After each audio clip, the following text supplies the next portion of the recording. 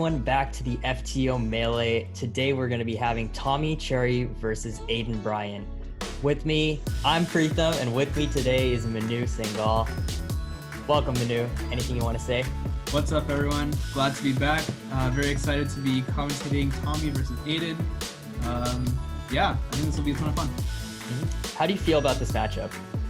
Yeah, so this matchup is kind of interesting. I think, as we mentioned in for those of you who don't know, Aedan actually originally we actually invited Aedan to participate as one of the top competitors on the leaderboard, but I think due to some sort of injury he had to decline.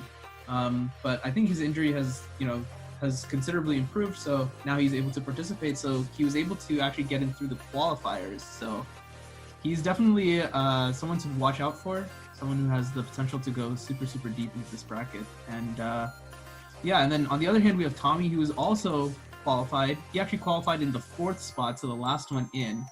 So we have the matchup between essentially two qualifiers. Is qualifiers or qualifiers, right? Qualifiers. Yeah. Okay. In any case, two qualified competitors. It'll be a blast. Looks like Tommy had to resolve his puzzle there. Yeah, a bit of a miscramble potentially. Maybe he's just trying to jump into the round. Yeah, or maybe he miscrambled on purpose, so then he wanted to get a little bit of practice in. I guess like when you know that you're going up against someone like Aedan, the more practice you can get, the better, right? Yeah, you need every bit of practice in order to win something like that. I think Tommy is around a minute solver, and Aedan is pretty close to like 30.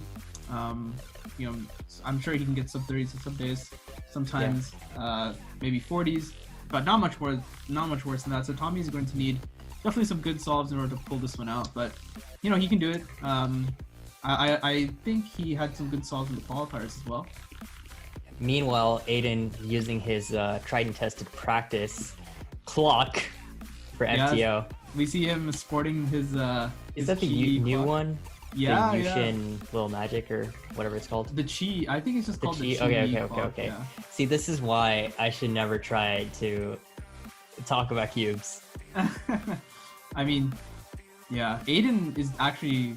I remember. I think on the official rankings for Clock, he's actually really highly ranked nationally. Like, I think everybody in that general area is really good at Clock. Like Jacob Ambrose, Kerry Keech, Manu Singhal. No, dude. I'm so bad compared to all those people. Like, I wish you're pretty good. As good. I wish I were. What are your thoughts? What are your thoughts on the new clock? I actually don't have it. I need to get one. I've been very lazy about it. But once I get one, I'm very excited to try it out. A lot of people think it's great. I think it's good. It seems like it's done a lot for getting more interest into Clock, which is really the problem that it had. I think people just didn't do Clock because they didn't care about it, but now that there's good hardware that you don't really have to set up, I think more people are going to be interested in, especially since the puzzle is pretty simple.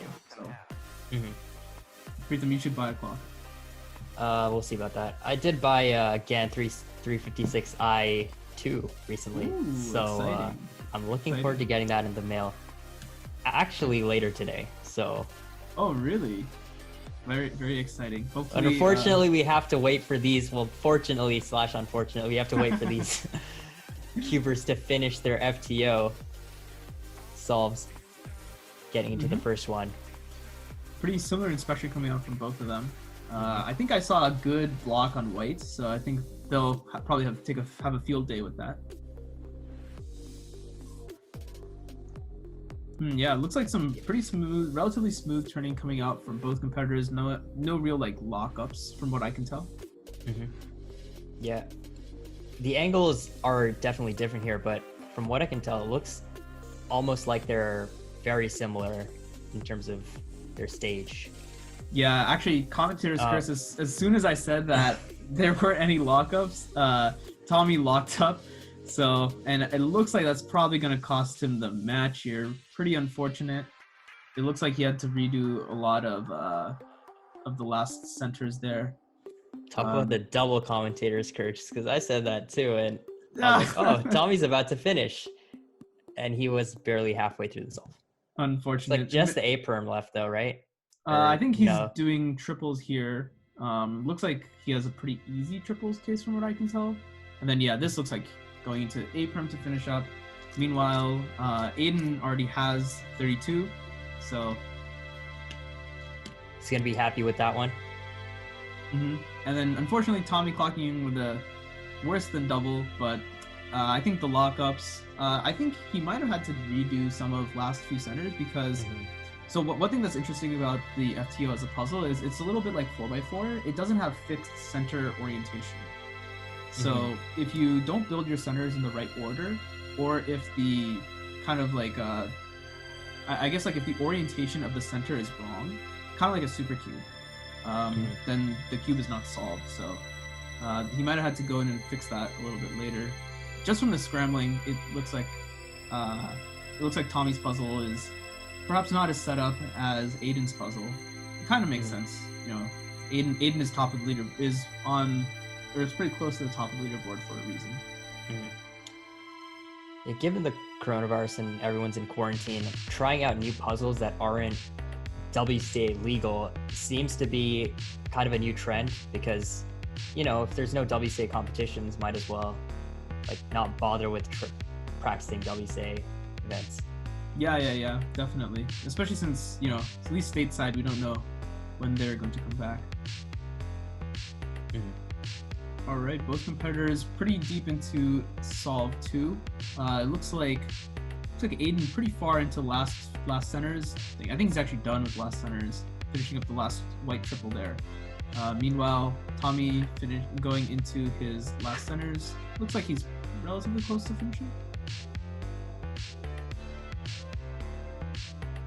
Do you think like if Tommy loses the solve, do you think he'll be able to come back, or do you think this is going to be a sweep? Well, we didn't make predictions at the start of this, but if I had to be honest, I think Aedan sweeping most of the matchups he's in. Like, I wouldn't be surprised if Aedan sweeps most of them, given his caliber. I agree. I think the main matchup to look for in this group is definitely going to be Aedan and Dan. So keep an eye out for that when that premieres. Meanwhile, Tommy looks like he's gonna finish up A perm. Yeah. Although a little more Casper's Curse coming in. At the start of this, you were mentioning how Aedan typically never gets solves that are higher than 40 seconds. Here, coming in with a 52-second solve almost. Yeah, so must not have been a really good solve for him, but unfortunately, it was a worse solve for Tommy as well. So Tommy definitely in a bit of trouble here. Yeah, I'm not sure if Aedan's happy about that, but fortunately for him, in this format, you only need to win the solve to win the matchup. I don't think solves like that are going to cut it against a cuber like Dan, however. I mean, even like other competitors, like I think even like Lacey is like pretty close to averaging around this time. So yeah, so that you might lose some solves up against her or something like that as well. And as we advance further into the bracket, or into the bracket round rather, every solve matters that much more. So I guess this is probably the best time to get the jitters out, if you know what I mean. Yep. It looks like both cubers scrambled.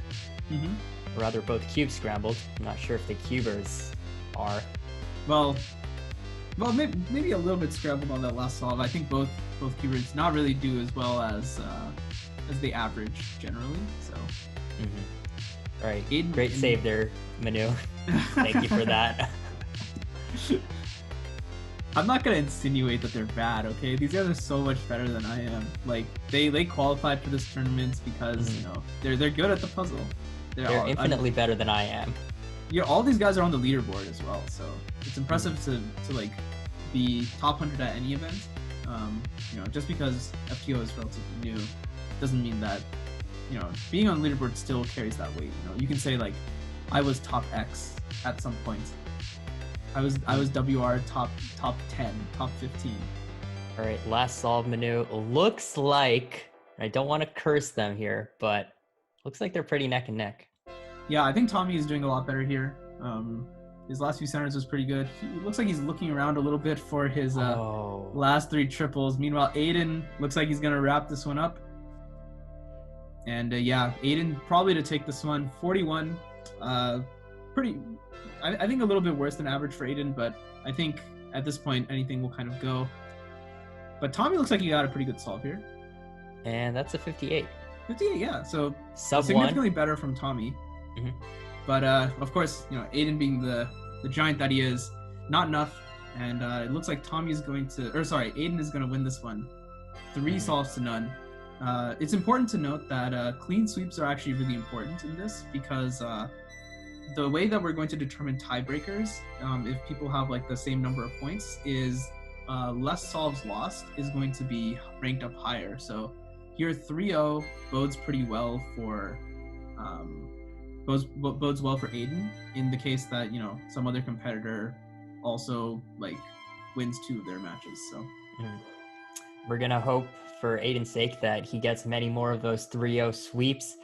Looking forward to future matchups. Anything you're excited for, Manu? I'm kind of interested to see how Tommy is going to bounce back from this.